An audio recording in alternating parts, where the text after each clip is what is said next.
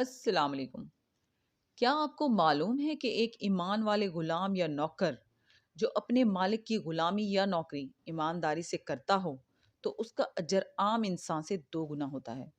مثال کے طور پر اگر وہ ایک قرآن پاک ختم کر لے تو اس کو 2 قرآن پاک ختم کرنے کا ثواب ملتا ہے، اور اگر وہ ایک روزہ رکھے تو اس کو 2 روزے رکھنے کا ثواب ملتا ہے۔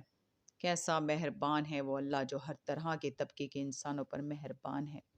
نبی اکرم صلی اللہ علیہ وسلم نے فرمایا ہے کہ اپنے غلاموں اور نوکروں کو دن میں 70 بار معاف کرو۔ تو آپ بھی اپنے نوکروں سے حسن سلوک کیا کریں اور ان کی غلطیوں کو معاف کر دیا کریں۔ شکریہ۔ آج کی آیات کا ترجمہ شروع کرتے ہیں۔ پناہ مانگتی ہوں اللہ کی شیطان مردود سے۔ شروع اللہ کا نام لے کر جو بڑا مہربان نہایت رحم والا ہے۔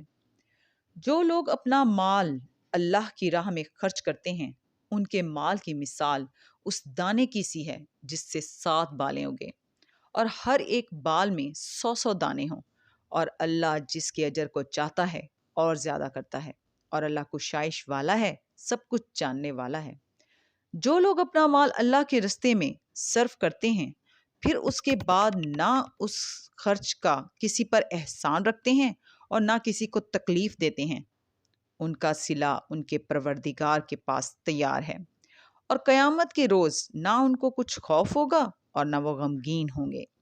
جس خیرات کے دینے کے بعد لینے والے کو ایذا دی جائے اس سے تو نرم بات اور درگزر کرنا بہتر ہے، اور اللہ بے نیاز ہے، بردبار ہے۔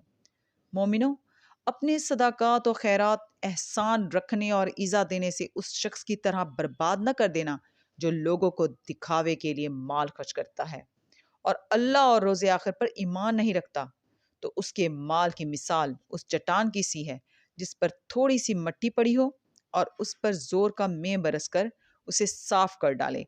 اسی طرح یہ ریاکار لوگ اپنے اعمال کا کچھ بھی صلہ حاصل نہ کر سکیں گے، اور اللہ ایسے ناشکروں کو ہدایت نہیں دیا کرتا۔ اور جو لوگ اللہ کی خوشنودی حاصل کرنے کے لیے اور خلوص نیت سے اپنا مال خرچ کرتے ہیں ان کی مثال ایک باغ کی سی ہے جو اونچی جگہ پر واقع ہو، جب اس پر زور کا مے پڑے تو دگنا پھل لائے، پھر اگر مے نہ بھی پڑے تو خیر فوار ہی صحیح، اور اللہ تمہارے کاموں کو دیکھ رہا ہے۔ صدق اللہ العظیم۔ کل انشاءاللہ پھر ملیں گے۔ اللہ حافظ۔